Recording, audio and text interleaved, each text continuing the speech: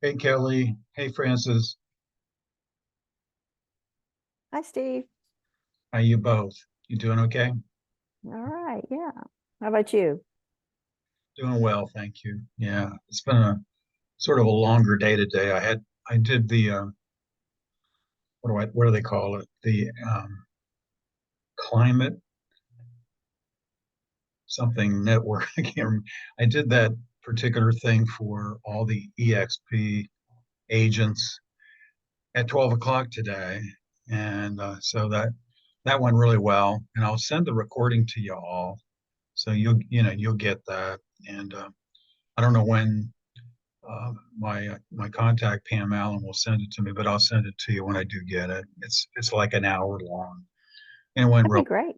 Yeah, yeah. So anyway, so you're all doing okay, and you know nothing, I just nothing. got allergies for Oh my some goodness. reason. They seem to linger for me, and there's a lot of dust. I don't know if it's the Saharan dust. I don't know. I guess y'all get that too in Florida, don't you? No, of course. Yeah, yeah, of course. The only good thing about that though is that it sort of keeps the hurricanes down. And so, as far as I'm concerned, Africa can keep sending the dust over. I don't care. So were you there when gosh, I can't remember the last hurricane. I had a Ian, friend of mine. What was it again? Ian, Ian. A friend of mine was living in Sarasota and she didn't leave. She stayed, her and her husband stayed through it. He yeah, says, I'll never do that again. yeah, no, yeah. The one big one last year really scared my wife and myself a little bit. But it actually changed direction, and that's when it hit Fort Myers and Naples and Sanibel Island. It was really, really devastating. Yeah, yeah, that is scary. Yeah. All right, well, let's go ahead and get started here. Let me see, we got another person. Oops. Oh, there we go. All right, so we have three of the five. So I'm going to just go ahead and start. And so this is your next to last webinar, which is shocking. But I hope you got some good information out of this one also, all these videos. Francis, you sent these questions, so I'm going to go ahead and hit these, and hopefully I'll answer your questions for you just fine. Your first question had to do with about aroma and fragrances, and you weren't totally sure about it. One of the things that I found out when I was in real estate is that when I walked into a house that had different aromas in different places, it was sort of confusing a little bit. And these people would buyers would actually remark about it. And I always want to take away confusion. I always want to make sure it goes as smooth as possible. So, I always wanted to at least have the same aroma throughout the house, and I wanted it to be subtle and that kind of thing. But once I got into feng shui, I found out that I really wanted to change it up just in the one room because the master bedroom was so important. And it helped sell houses, as certainly the kitchen does too. But anyway, I always wanted to change that up into more of a yin aroma. So when they walked over the threshold into that master bedroom, not only did they know it visually, but they also knew it by aroma too. This is a different situation. This is potentially a great place for our sanctuary, you might say. So I always started to change that to things like lavender and stuff like that. But again, very subtly. I don't want it to be three questions. Which one? What is the smell of this room? I don't I don't want them confused. So that's why I do it. I want it to come across as a different place, a place where they can shut the door and basically be with themselves, and when they're not feeling well and all that kind of stuff, or if they just need to get away from the kids.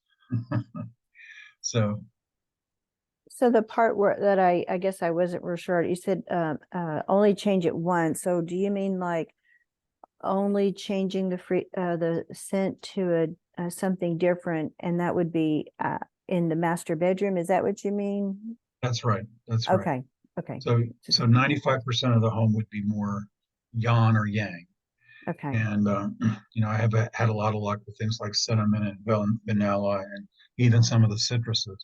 So 95% of the house is going to sort of smell the same. Again, very subtly. The last thing I want is for it to be overwhelming. I also don't want it to be confusing. I'm not sure exactly how I mentioned it in the videos because I mentioned it so many different times, different ways. But I don't want it to be like mango kumquat or something like that, where they're like, what is that? Kind of thing. I don't want them thinking about things like that. I want them to, yeah, it smells nice. Let's just keep on going. Oh, that's really great. That's all I want them to do. So it's the same with the master bedroom. I want it to be, you know, um, subtle, but change the aroma that one time when they walk in there. And when that type of aroma also, of course, is very appealing for people to get a better night's sleep too. So I want them to recognize the master bedroom is special. They're going to get a great night's sleep, which I think everybody worries about. And it's going to be a great little sanctuary. So yeah, that's the only place we change. Okay. Now, the plumbing in the walls, we're going to talk about this further,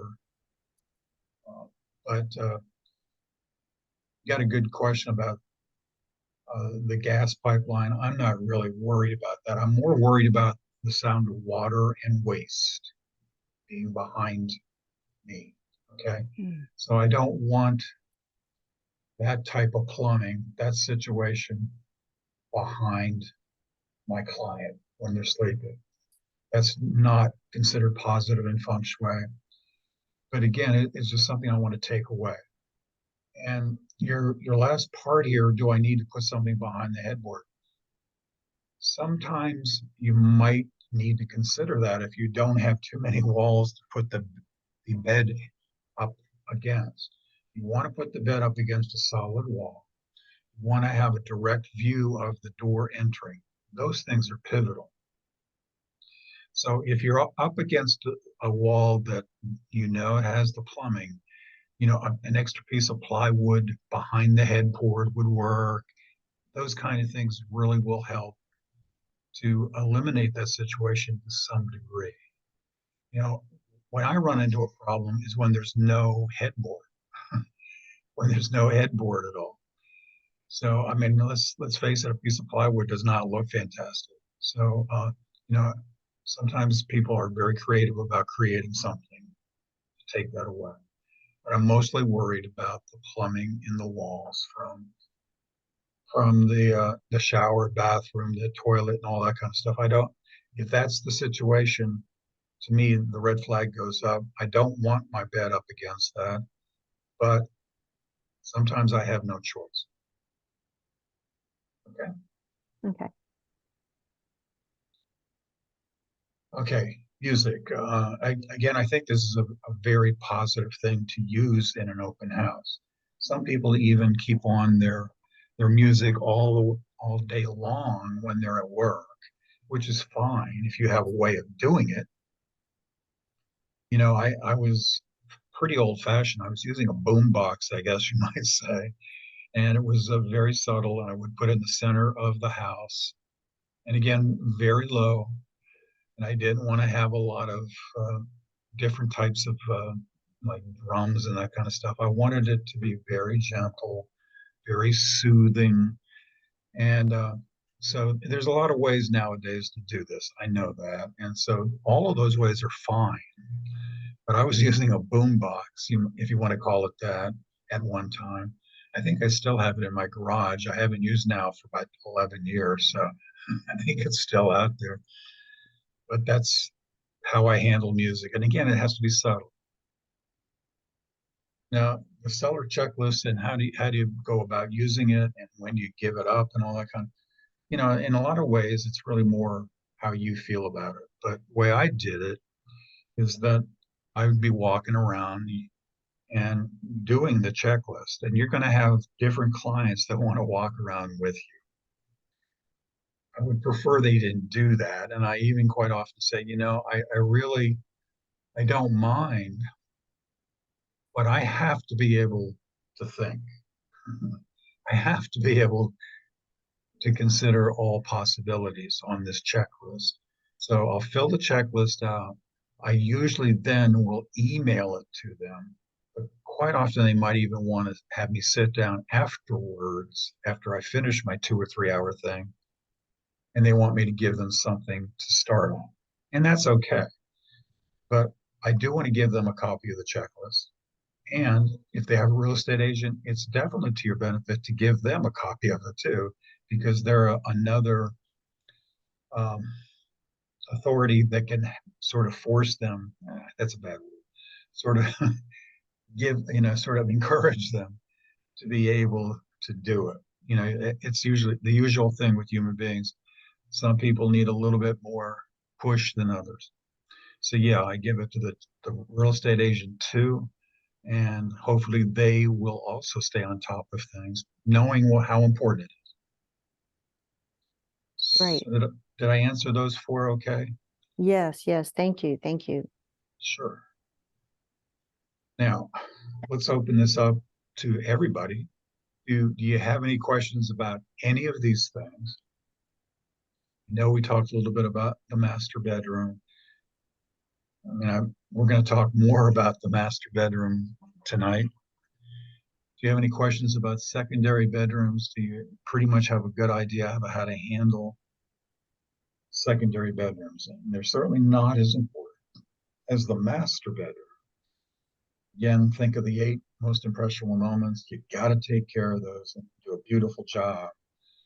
Then the rest of the house is, you have time, you jump in there, but you certainly unclutter, you clean, all those kind of things, and everything works. But the secondary bedrooms are really secondary, and you're going to run into some bedrooms, secondary bedrooms that the paint job is going to be a question probably. So keep that in mind. We're going to talk about the floors also later. Do you have any questions about those right now that I could handle for anybody? Okay, how about the 5 senses? A lot of people are surprised that feng shui is a lot about handling all of them, including even taste. So to me, taste comes into account, especially with an open house. Some real estate agents are especially keen on the idea of having something to offer the visitor. And even that is an important sense that you want to consider. It should be sweet because that'll keep their senses up, where something salty will actually make them a little more drowsy. And I do not want people visiting my open house and being drowsy. uh, okay, again, if you have any questions, just go ahead. Cures are an ongoing thing. You've seen a lot of cures at this point. Actually, everything we're doing is a cure, really. But I needed to group mirrors and the importance of numbers and all that kind of stuff together to somewhat. And again, if you have any questions about any of that stuff or open houses, I'd love to answer your questions for you. I Anybody do have a question. Yeah. Sure. On the numbers, it was under the marketing strategies, and initially it was mentioned about the as an example on the numbers, Alfa Romero 164 was changed to the Alfa Romero 168, and I'm assuming that the significance was because for the sound of 4 is similar to death. And then that's why eight was used, because it's a more positive Right, number.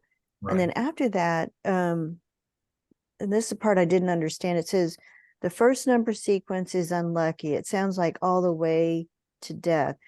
The first number sequence, are you talking about like 1, 2, 3? Is that what you mean? Or and then the Don't have that second in, number yeah. is considered auspicious because it sounds like all the way to prosperity. That part I didn't quite get. Yeah, there are some people that will look at a series of numbers, especially from that part of the world, and it means a little bit more than what we're talking about. So, I'm giving you an example that it's possible that could happen. The primary thing I want you to understand about the numbers is to stay away from four as much as you can.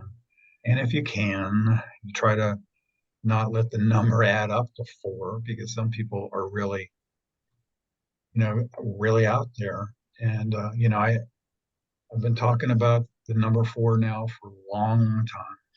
And it just is something that some people take very seriously, just like the number 13 in our society. I don't know about you, but even now, when I see the number 13, I think it makes me hesitate a little bit, just because it's been drummed into me that there's something wrong with 13, or three or four sixes together. We've been drummed into the idea. Personally, I don't believe in any of that stuff, but again, your clientele, some of them might. And so I'm always trying to think about every possible situation. Yes, they'll take even the price of the home and they'll add up the numbers.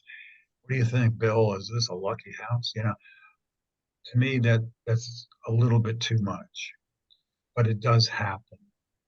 And so that's why I gave you the examples of the Olympics and the examples of those cars or the phone numbers.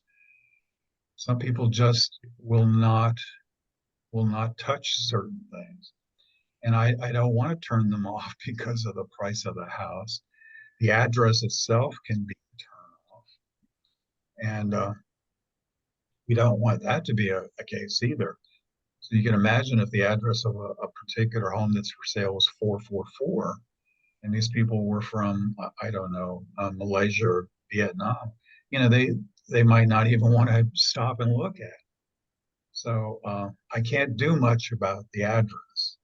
I mean, I don't know. I hate to tell you this, but I'm not sure if in the video, because I've done so many videos in my life.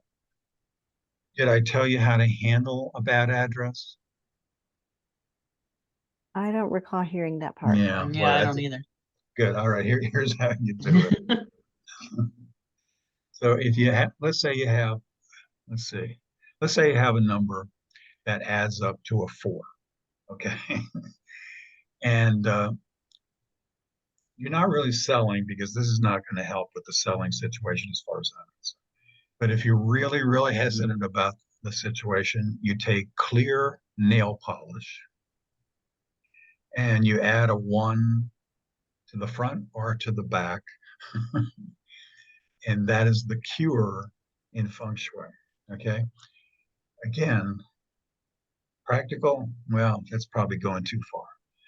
But why would that help anybody with selling? I don't think it would, because they're not going to know that one has been added in clear nail polish. So some people think that makes living there a little bit better. Okay. So that's the cure. There are some strange cures out there. Okay. And I've used a few of them. Some of them have seemed to help. But, we get into more cures, of course, in the next part if you're going to be joining us. Any questions about mirrors?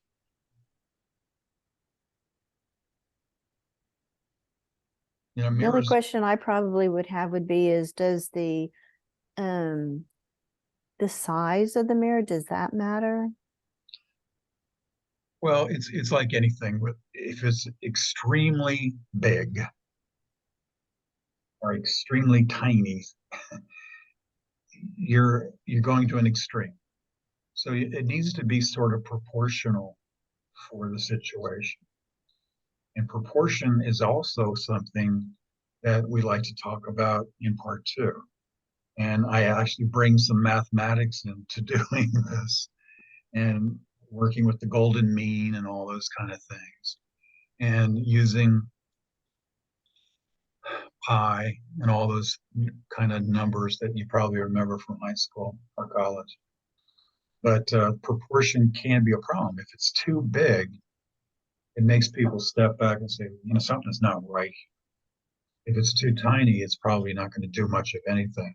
So yeah, size does matter with respect to the mirrors. I mean, I love using circular mirrors if I can, but that's not always possible. And certainly don't want the mirrors to break up a person's image when they look into it. We've all seen walls where there are mirrors in strange positions, and it breaks up a person's image. That is not considered positive at all. And it doesn't, I can guarantee you, it doesn't make the person looking in the mirror feel fantastic about themselves. Anything on open houses? Like I said, we're going to hit some of these again. Okay. You've seen this bed and bedroom before. All right. So, when I walk in the master bedroom, again, I know this is pivotal, very, very pivotal. And I want to make sure it comes across really well for so many reasons. So, of course, one of the first things I ask myself is, where is it located with respect to the bog?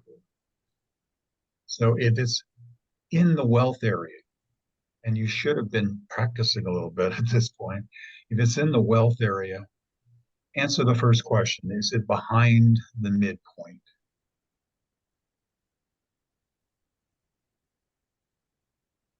Remember the yin yang midpoint that I draw? So is it behind the midpoint?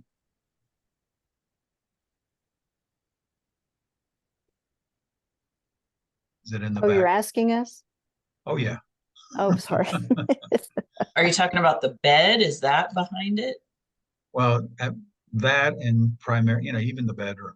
What do you think, Kelly?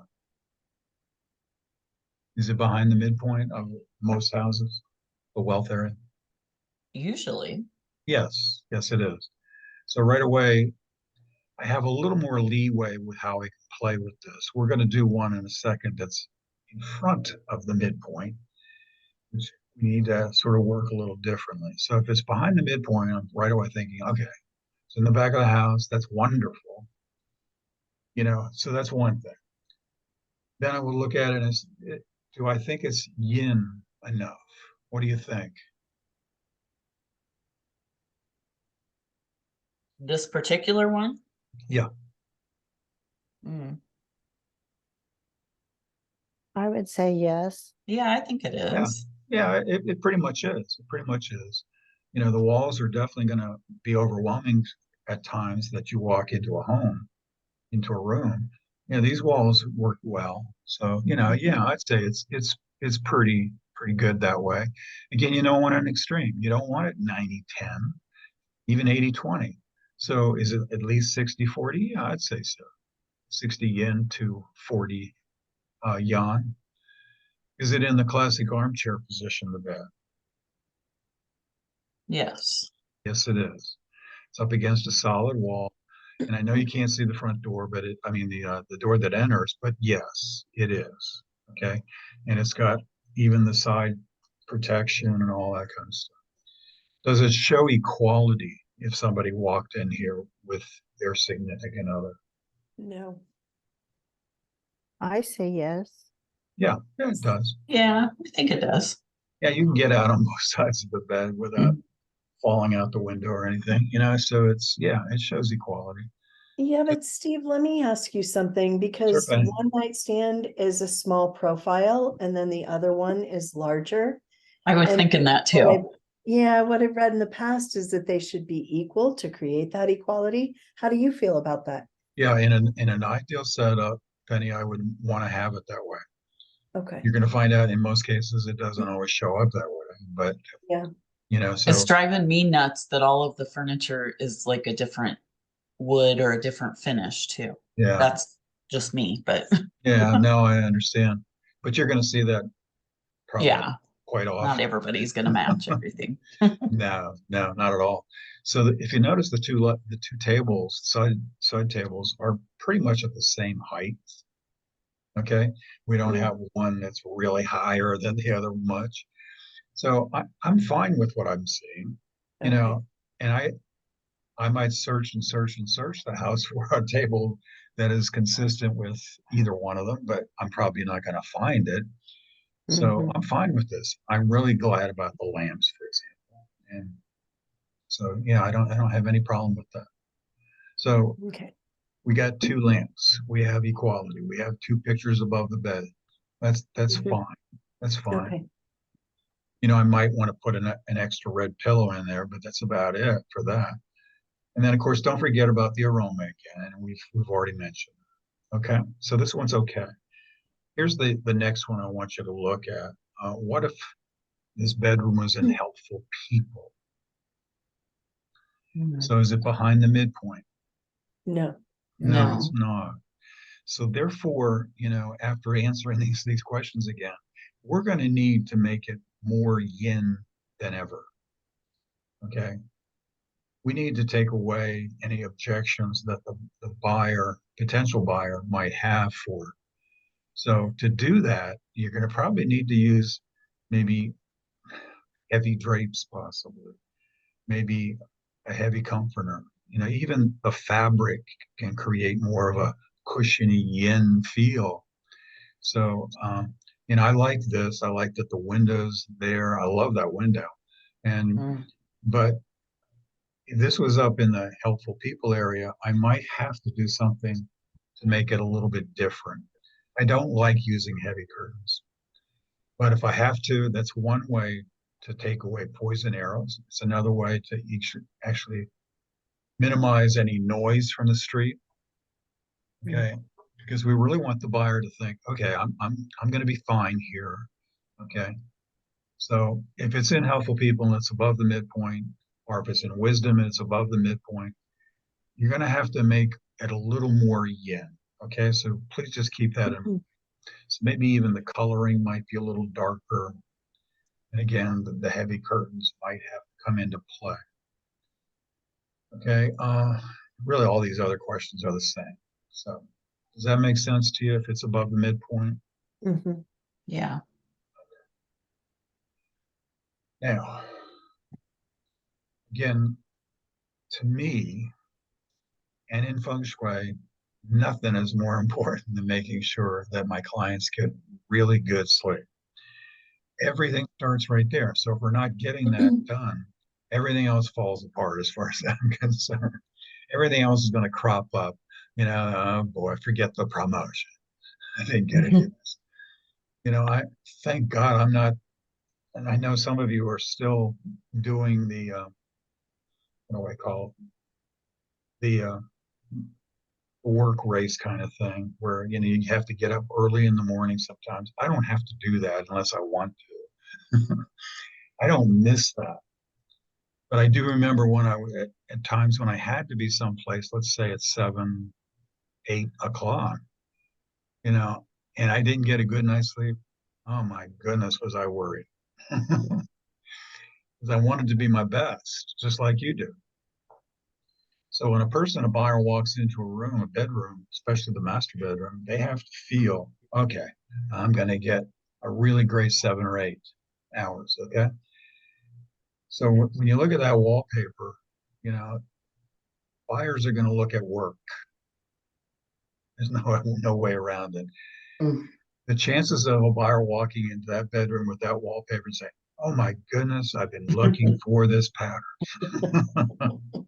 Okay, that ain't going to happen, ladies and gentlemen. So, and then the one bedroom with the really yellowy walls, that's a lot easier to handle than the wallpaper, of course. But It's, what's the cage over the bed? oh boy, that's not a good one. I It know. looks like a bird cage. Yeah. Yeah. And a lot of people will not like that either, even though their bed is going to replace it possibly, of course. Yeah. But that does worry them. Okay. That's a good catch there. So anything above their head is sometimes going to create a problem, as just like with the ceiling fan. The ceiling fan, even though you probably want it, there also is that part of you, well, darn, it might even drop on my head some night. So, I wasn't worried about that until I started this class. oh, good, good. And now I lay in bed going, there's a ceiling No. fan up there. Well, the chances of it happening are very remote. I think probably there's a better chance Yeah. you're going to get bit by a shark in Yeah. in Nebraska, probably. Yeah. But anyway, restful sleep is real important for you. So the goal, of course, for everybody is that they wake up feeling really good and refreshed. So this busy wallpaper and this really colorful yang really is too energizing. And the buyer will recognize that. And again, they're going to right away think, work, work, work. If you've ever seen a bedroom that's been painted all black, which I have, all they can think of is, oh my goodness, how many coats am I going to have to put on this thing? Mm. So the yin elements you're going to add are probably what you're seeing down in the bottom two pictures, the cooler colors on that side of the color wheel. Again, you might have to use the full length curtains. Just make sure that when they get up and go to work, that those curtains are definitely pulled back. And I want you to consider using carpets and rugs to give, again, that texture, that more yin texture. The master bedroom is really the only place that I want symmetry to show up. Really, really important. So the symmetry is going to show up in bedrooms to some degree, in baths and maybe a study, but the bedrooms is more important. All the other rooms, they should be asymmetrical. And again, this has been proven that it really promotes more of a social atmosphere. So when they look at that fireplace with all those paintings all over the place, they might just turn to each other and say, what were they thinking? But it gets the communication going. Okay. So asymmetric is really most of the house. But you got to make sure that the master bedroom is somewhat symmetrical, like we were talking about in the previous slides. So the position of the bed, again, we spend an awful lot of time there. Classic armchair placement is extremely important. And this is not a good situation in this picture. This is not a good one, and neither is this one. So let's talk about them for just a second. The bed where your feet actually point directly out of a door is considered poor feng shui. Think of the energy, let's say it's pouring it through the door and going to come over top of your body. Okay. So the idea is to take that away. We don't want that extreme situation. You open the door and all this energy comes right over top of you. So you don't really want your bed situated that way, if at all possible. Second one, of course, you want the mountain behind you. You want that solid situation. So if this is the best you can do, which is what it looks like here, so that they can see the door, you're going to have to make that window a lot more of a solid entity when they go to bed. So shutters are a possibility. I've seen people put up, again, a piece of plywood at night, anything to give them more feeling of security and privacy. Nobody wants to, lie there with that window and everybody looking in the window kind of thing. So that's certainly not a positive situation. So you want to make it more solid when you go to bed. And then the one down at the bottom is that, again, you're looking at a reflective surface, and you're actually looking in that picture at two reflective surfaces. One is the mirror, which is a definite no-no. The other one's the TV. It's reflective, and so are some paintings. or glass on, covering the painting. So sometimes it can be just too much energy in the bedroom that way. So you want to take that away. So what you do in the bottom picture is you can move the dresser and the mirror. Okay, so it's in a different place in the room, so it's not directly down at the bottom. Certainly you could take it out. You might be able to move it down a few feet. Those are all possibilities. The cure, if they don't want to take it out, is to put it to sleep. And to put it to sleep, you cover it up before you go to bed. In other words, you take a sheet, some type of a cover, and you put it over the mirror. Some people are going to be adamant they don't want to change. They don't want to move that.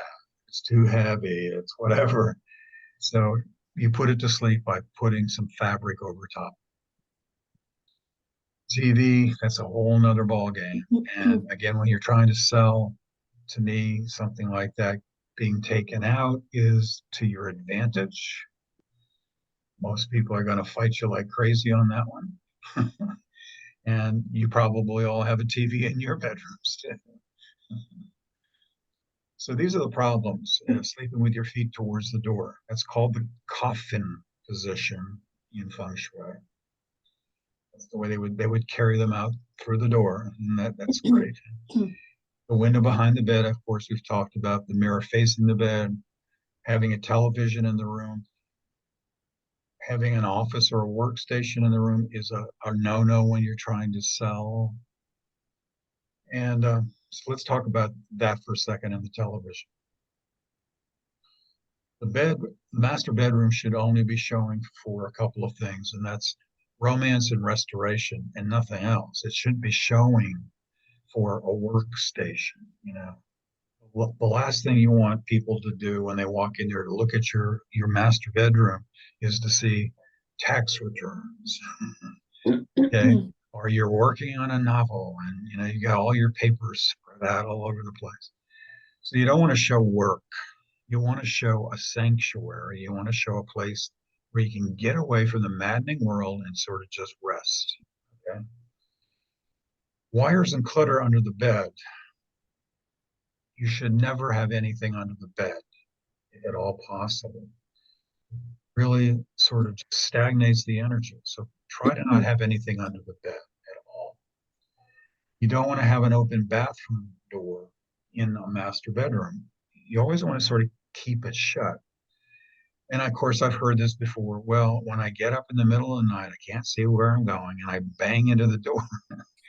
I've heard them all. But use a nightlight of some sort outside the bathroom door if that is going to help you. Okay, but you don't want to be looking into the bathroom. You know what the bathroom represents in a lot of cases. So again, to get a really good night's sleep, shut the bathroom door. When I'm showing a house, and if it was my listing, because I don't do that now. If it was my listing, I'd always have them shut the bathroom door before the showing. All bathroom doors would be shut during a showing. Okay. And let's see, at the front of the house. What did I mean by that one? I have no idea what I meant by that. I'm sorry. I must be losing it. Oh, if the bedroom is at the front of the house. Okay, that's we're talking about The midpoint? Yeah, maybe. Yeah. So if it's in front of the house, thank you. And then two yang, you already know what I mean by that. And you already know what plumbing in the wall, we want to take that away. Which when you do one of the modules that's coming up for you, where you're going to learn how to use your new knowledge about helping somebody build a home, plumbing in the wall is something that you can now actually know where it's at. You can definitely help the buyer, the person's going to build the house. And this is not a great wall to put your bed up next to. So plumbing in the wall, you're gonna see that in one of the next modules. Steve, can I pause for a quick question? Sure. Okay, the whole TV thing in a master bedroom is an issue. And when we're doing open houses or photography for listings, is there, we can't throw a sheet over it like you're suggesting No, that Yeah. they no. do at night. Is there another way to soften it? Do we, in this particular case, not obviously a flat screen TV, but if you put a plant on the television that sort of cascaded over it, or if you set something in front of it, can Mhm. you, Mhm. can you attractively diffuse some of that energy Yes, other than throwing a sheet over? those are all great ideas. You know, you probably remember from the mirror thing that you want to be able to see something positive in it. Mm, You don't want to right. see a mess, or you don't want to see something outside that's not positive. So yeah, you can put a plant in front of the mirror when you're Okay. showing or when you're doing your videos or whatever. And that'll definitely jazz it up a lot and make it a little bit better. Okay. So, that's the case I would do that. What So, about the TVs that are mounted on the wall? no, I know. I mean, I can't really win in those situations. Yeah, And as Penny brought up, you're not going to cover them up for somebody to look at them. right. It looks bizarre. And it The would last look thing, weird to have something, cascading down or putting a plant right there or Yeah. something. It's just Mhm. like yeah, even here in Nebraska, I mean, everybody wants a mounted TV on a wall, and of it's Mhm. course, usually in the bedroom. of course. It's usually it's a little higher and maybe angled Yeah, down yeah, yeah. to the bed, so But just like with respect to the idea of using obstacles when you have a straight shot in the front of the house or a hallway, you can use something to take away what they register a little bit. So a plant works well, candles work fine, you know, something that's going to make them look there instead of look directly into the mirror the or TV, yeah. the TV. Yeah, use an obstacle of some sort. You're going to have to be creative. I know that, but yeah, you can't take it down. You can't. Is there any kind of an application or anything out there where, and if it would work, that you have just images show up, like when you go to Costco and there's just, they're Mhm. trying to highlight the TVs and the pixels and things like that. Oh, So they're yeah. showing all of these great Yeah, sure images. are. Sure If are. you had something like that showing just nature images or something, Yeah, would that I'd buy help? into that a lot better for sure. Yeah, I Yeah. mean, you certainly can do that. You can show the beach or show the mountains. You can show And that's a good nature. idea. Yeah, it's a good Maybe idea. like, Almost you like a go painting. on to YouTube and you could find one of those 8-hour meditations that Yeah. has all of the beautiful Mhm. scenes and music or something. I don't know, would that work? Yeah, it sure would. Sure would. Okay, That's To a me, great idea. those videos with the beautiful music are mesmerizing. yeah, okay. And so, I like them a lot. And sometimes, I'll turn it on, especially if I'm reading something, but sometimes then all of a sudden my attention, I have to look at the picture. It's so beautiful. And then I forget what I read. Um, we're going to go through this before and after, just again to just repeat some things. This is the before of a bedroom, and all bedrooms are not rectangles or squares. Some of them have corners that jut out, like this one. That's and there's a door there, and that goes into the bathroom. So you're going to have to be worrying about all those situations at some time or another. Certainly, the clutter on the floor is going to be picked up. But you notice that we have a TV down at the end of their bed. Um, to me, that is not a terribly positive thing. And then where the door leads into the bedroom, you've got this energy coming in, going straight over top of somebody. So you already know that's a no-no. It comes across negatively on a subconscious level too, anyway. So what am I going to do with the bed? I mean, there's not an awful lot of possibilities here. So this before and after, I think, covers this pretty well. You see the red arrows, they're like poison arrows. You can see the side tables, what you're going to see is they're going to put oval or circular tables there to take away the corners.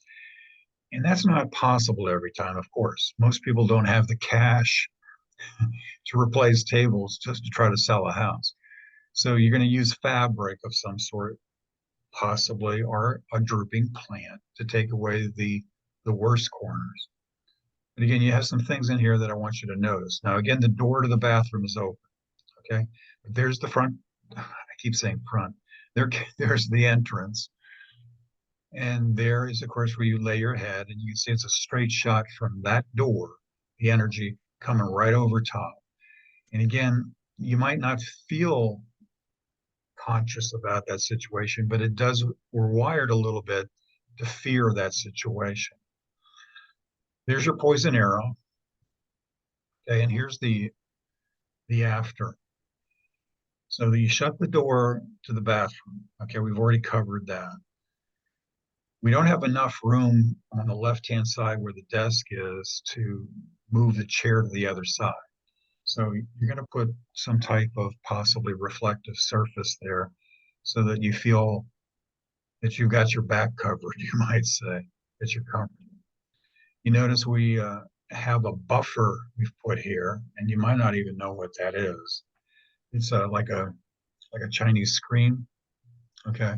Oh, I was wondering what that was. Yeah, I know. It looks like Casper the Friendly Ghost. I know that. But or not a friendly ghost, but it's a screen. And we've also put some plants around it. But the screen is like a buffer to make the energy go around. So again, using an obstacle, a creative obstacle of some sort. So there's a plant to take care of that poison arrow. And then again, like I told you, these tables have been changed out. And again, I know that's not possible every time. Then I couldn't find a trunk or a couch that was pointing in the right direction. So there's another possibility for a buffer to give you a little extra room between the energy coming from the door to the bed. That bed is going to probably have to be there. Okay. I don't want it off the solid wall. I want it on the solid wall. And I want to be able to see who is coming through the door. So I had no choice. Okay. Any questions about that one? I moved the television to the corner too. Yeah, on the, Got a quick go ahead, Penny. Sorry, Francis, thank you. Just a quick thought, Steve. Yeah, sure. What if we invested into round side tables? And, it's not just for one listing, but it's almost like staging that we have that we can bring to the table if we want to create those round tables. I don't Sure, know. sure. When I was really, really doing an awful lot of home staging with feng shui, I had a ton of paintings that represented different elements or different situations. Some of them were seascapes and all that kind of stuff. I had a Yeah. ton of pillows. Okay. I had some other things like a lot of water fountains and all that kind of stuff. I've got to Right. admit to you, I don't have that stuff now. Once we moved here to Florida, we didn't move most of those things with me. But you certainly having some of your own accessories that you can contribute can be very, very helpful. So that is a possibility, sure. I had plants, and I would go to nurseries for people and pick up plants and put them together and all that kind of stuff. So it really goes however far you want to go with it. But sure, the tables could work. Water fountains. And again, I'm sorry if I don't remember if it was in the video that you watched about open houses, but I actually had a lot of little water fountains, and I would give them out for open houses. Then I would collect them before they stole them on me.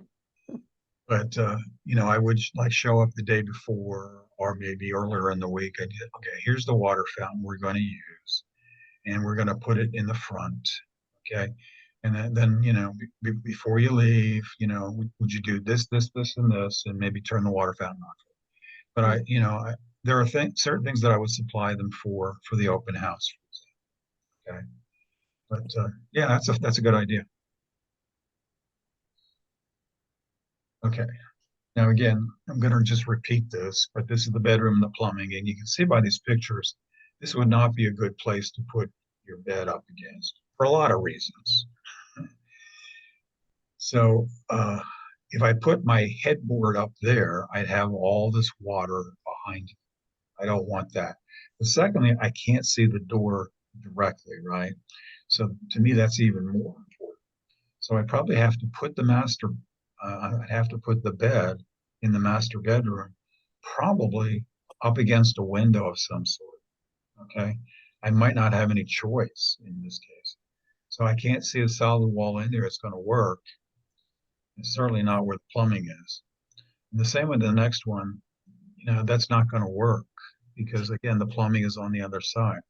So again, when you're looking at the module this week about building a house, this is a perfect opportunity for you to be able to show yourself as being so much more than most real estate agents. They're not thinking these things. You know, they're just thinking, okay, hey, look, you got your fourth bedroom. What's the problem? You're in the right school district. What's the problem? You know, but you're going to be able to share an awful lot more potential possibilities. So we're going to look at these bedrooms, and I just want you to make sure that you don't care for certain things.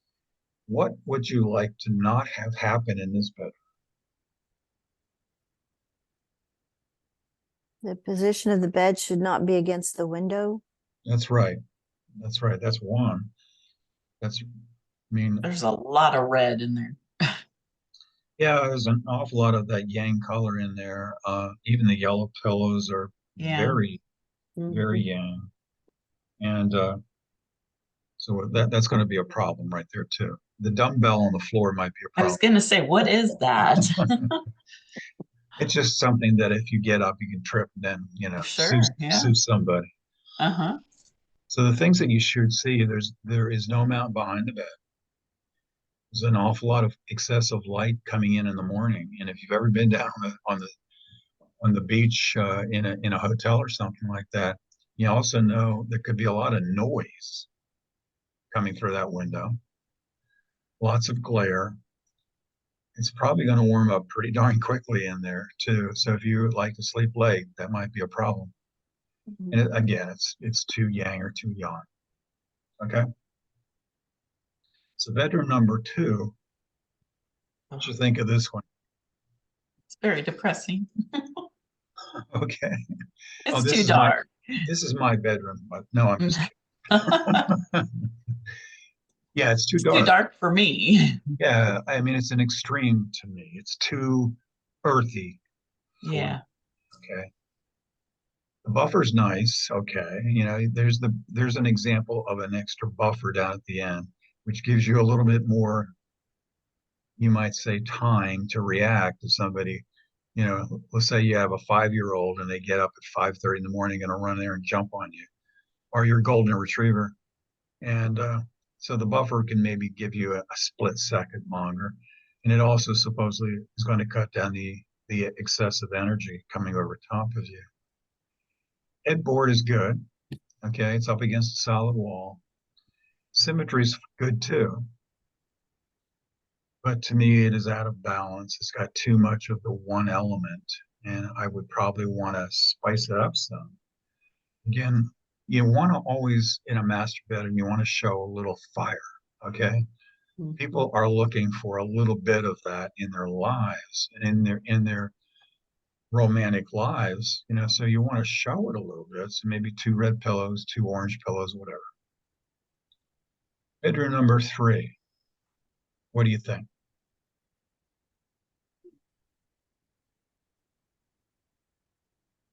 It looks good. Yeah, that's a lot of good things going for it. Shows equality, shows symmetry. You know, it doesn't look like it's totally out of balance in a lot of ways. So the elements are pretty much present. Okay, there's another way to bring fire in right there. And it Mhm. shows perfect for a couple. And once again, all master bedrooms should show perfect for a couple, especially if you're selling or if you're looking for a significant other. Okay. Bedroom number 4, same kind of an idea. You know, it might be a little bit yang for some people, but it's got pretty good symmetry. Again, it's got easy access on both sides to get out. You never want to put a bed up against a side wall, you know. And I prefer, if at all possible, even in secondary bedrooms, that I don't do that. But let's face it, in secondary bedrooms, you might not have much choice sometimes.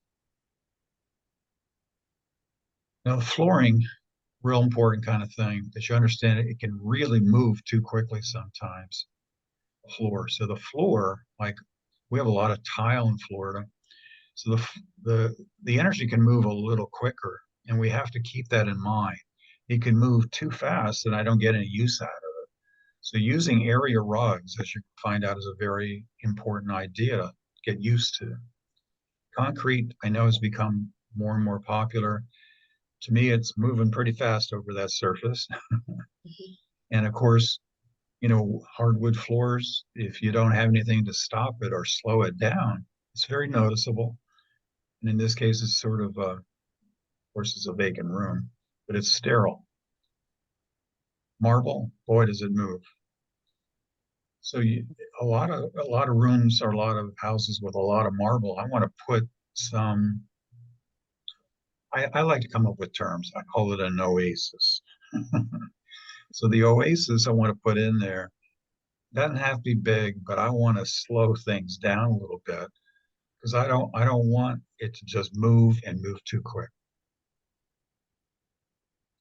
So wall to wall, you know, it's fine. It's definitely going to slow things down. We want to keep it a little longer. So Berber carpet is one way to do it. Of course, shag carpet will stop it in its tracks. I don't think we have much of that anymore. But get big, but get good at being creative about how you use area rugs. It creates a different atmosphere. If you took that rug up, it's different, very different. Okay. Look at the Mhm. floor. If that rug wasn't there, the feeling, the ambiance would be a lot different. And you can redirect things by using things like this, but don't overdo it. So again, the energy is going to move fast through here. Maybe that's what you want to do, but you know, I probably want to slow it down. And I really want you to get used to using the idea of circular rugs.